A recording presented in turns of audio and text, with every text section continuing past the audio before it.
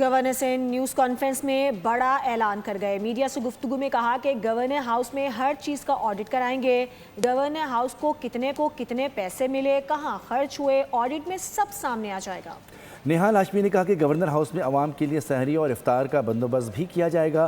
Governor house میں ہماری تہذیب سے ہٹ کر کوئی چیز نہیں ہوگی. انہوں نے ملک کے لیے وزیر اعظم اور فیلڈ مارشل کی خدمات کو سراہا. کریں گے اور افطار بھی یہیں پہ کریں گے انشاءاللہ. یہ یونیورسٹی, یہ کالج, یہ انسٹیٹیوٹ, یہ درسگاہ, یہ پاٹھشالہ, یہ مدرسہ عید کے بعد رواں دوا ہے.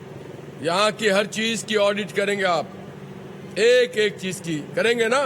پرائم منسٹر صاحب کے بڑے واضح احکامات ہیں کہ ہم سندھ کے چپے چپے کو جو اس کا حق ہے وہ دینے کی پوری کوشش کریں گے.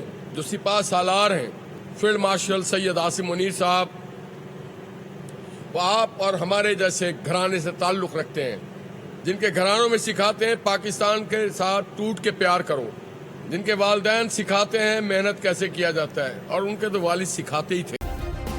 سبسکرائب کریں اور بیل دبائیں تاکہ کوئی خبر رہ نہ جائے.